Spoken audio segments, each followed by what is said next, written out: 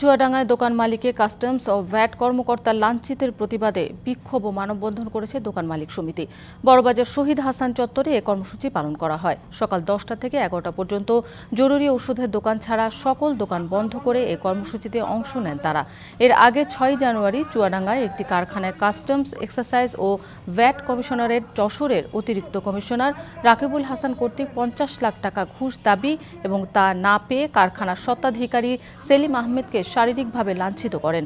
এরই প্রতিবাদ ও অভিযুক্ত কর্মকর্তার শাস্তির দাবিতে শহরের সর্বস্তরে ব্যবসায়ীরা এই কর্মসূচিতে অংশ নেয়। মাঠের অলরাউন্ডার আমি, আর ঘরের allrounder Tilex. Tilex toilet cleaner, clean মানেই টাইলক্স। এ বিষয়ে আরো জানাতে সরাসরি যুক্ত হচ্ছেন আমাদের সহকর্মী কামরুজ্জামান সেলিম। সেলিম, মানববন্ধনে অংশ নেওয়া ব্যবসায়ীদের দাবি নিয়ে বিস্তারিত জানান, তারা কি বলছেন?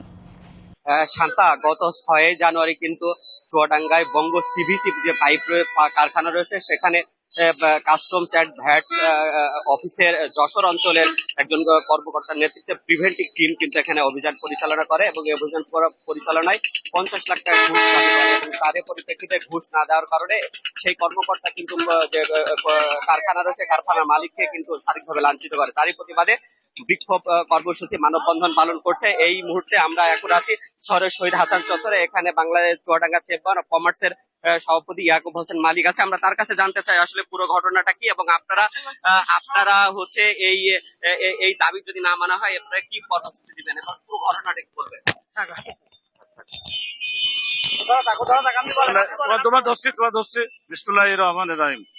আমরা যশোর থেকে আগত সহকারী কমিশনার, অতিরিক্ত সহকর্মী কমিশনার রাকিবুল হাসান ও সাদ্দাম হাসানের অপসারণ না হওয়া পর্যন্ত আমাদের আন্দোলন চলতে থাকবে। যেদিন শুনবো ওনারা এটা অপসারণ করে দিয়েছে রাজস্ব কর্মকর্তা, সেই দিন থেকে আমাদের এটা উল্টো হবে। তার আগে আমরা এই রাজপথে যাব না। আসলে ওই দিন কি ঘটনা ঘটেছিল?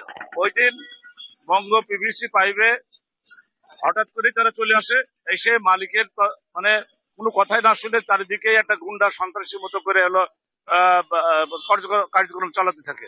এর ভিতরে আমাকে ফোন দেয়, আমি যাই, যে দেখছি যে সেলিমকে যে মালিক তাকে ঘরের ভিতরে আটকে রেখেছে এবং দেন দরবার চলছে। সেলিম 3 লক্ষ টাকা পর্যন্ত উঠেছে, 5 লক্ষ টাকা পর্যন্ত উঠেছে, কিন্তু সে 50 লক্ষর 1 টাকাও কমাবে না। এই কারণে পরে তার চেম্বার থেকে কলারশিপ ধরে বাইর করে দিয়েছে এবং তার কর্মচারীরা অশান্ত ছিল। তারপরে সেলিম তাদেরকে শান্ত করেছে। আচ্ছা, আপনাকে অসংখ্য ধন্যবাদ। আসলে শান্তা শুনছিলেন যে গত 6 তারিখে যে ঘটনা ঘটেছে সেই ঘটনার পরিপ্রেক্ষিতে ব্যবসায়ী পরিষদ তারা যে আন্দোলনে ডাক দিয়েছে, সেই কর্মকর্তা যদি অপসারণ না করা হয় তো পরবর্তীতে তারা বৃহৎ কর্মসূচি পালন করবে। এছাড়া আপনি জানেন যে এই বঙ্গজ কারখানায় প্রায় শতাধিক কর্মকর্তা কর্মচারী কিন্তু চাকরি করে। এই কারখানাটি বন্ধ হওয়ার কারণে কিন্তু তারা সবাই পথে বসতে হয়েছে। তো শান্তা, এই ছিল চুয়াডাঙ্গা থেকে সর্বশেষ পরিস্থিতি। সেলিম, আপনাকে ধন্যবাদ।